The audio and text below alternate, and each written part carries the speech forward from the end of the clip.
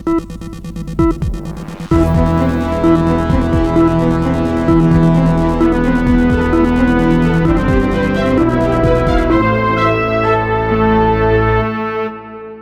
प्रदेश के सीएम योगी आदित्यनाथ ने 10 फरवरी 2026 को बाराबंकी में एक जनसभा को संबोधित करते हुए बाबरी मस्जिद को लेकर एक विवादित बयान दिया, जिसमें उन्होंने स्पष्ट रूप से कहा कि बाबरी मस्जिद कयामत तक दोबारा नहीं बनेगी और जो लोग उसका पुनर्निर्माण चाहते हैं उनका ये सपना कभी पूरा नहीं होगा। योगी के इस बयान की पृष्ठभूमि में 1992 में बाबरी मस्जिद विवाद और सुप्रीम कोर्ट का 2019 का फैसला शामिल है, जिसमें वहां राम मंदिर के निर्माण का मार्ग साफ किया गया और विवादित जमीन पर रामलला का मंदिर बनाया गया। राम मंदिर का उद्घाटन 22 जनवरी 2024 को किया जा चुका है और इसके बाद से बाबरी मस्जिद के पुनर्निर्माण का मुद्दा सियासी बहस का विषय बना हुआ है। उन्होंने सभा में कहा कि अयोध्या में जहां रामलला का भव्य मंदिर बना, वहां किसी भी अन्य ढांचे का पुनर्निर्माण संभव नहीं है।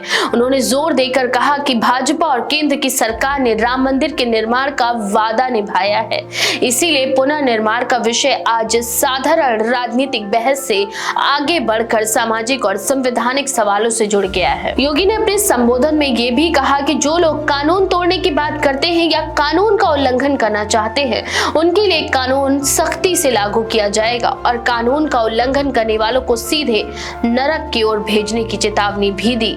उनके अनुसार संविधान और कानून का पालन करना हर नागरिक का दायित्व है और उसके उल्लंघन पर सख्त कार्यवाही होनी चाहिए। इस बयान का सियासी प्रभाव भी देखने को मिला। समाजवादी पार्टी के नेता और यूपी के पूर्व मुख्यमंत्री अखिलेश यादव ने योगी के बयान पर तीखा तंज कसा। उनके शब्दों में, जब कुर्सी खतरे में आती है तो कम्युनल हो जाते हैं और योगी के द्वारा इस्तेमाल किए गए कयामत शब्द पर भी सवाल उठाए। इसी बीच पश्चिम बंगाल के पूर्व तृणमूल कांग्रेस नेता हुमायूं कबीर ने भी योगी के बयान का जवाब देते हुए कहा कि वह मुर्शिदाबाद में बाबरी मस्जिद का नवीनीकरण करेंगे और संविधान के तहत मुसलमानों को मस्जिद बनाने का अधिकार है। उसने चुनौती देते हुए कहा कि अगर योगी रोक सकते हैं तो रोक कर दिखाएं और उसने मुर्शिदाबाद में मस्जिद बनाने की अपनी योजना को तेज करने की भी बात कही।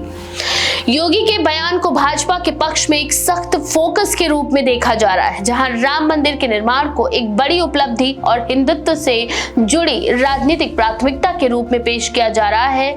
उन्होंने ये भी कहा कि सनातन संस्कृति और धर्म की शक्ति आज भी भारत की पहचान है और ये सुनिश्चित करना आवश्यक है कि धार्मिक विवादों को हथियार नहीं बनाया जाए। इस बयान के बाद पूरे राजनीतिक प्रलेख में बहस तेज हो गई, जहां एक तरफ योगी आदित्यनाथ के स्पष्ट शब्दों को समर्थन मिलता दिख रहा है, तो वहीं दूसरी तरफ विपक्ष और अन्य नेताओं द्वारा इसका राजनीतिक और संवैधानिक आधार पर विश्लेषण और आलोचना भी हो रही है। तो इस बारे में आपका क्या विचार है? अपनी राय कमेंट सेक्शन में जरूर लिखें। ऐसी और भी खबरों के लिए देखते रहें द पेज 19।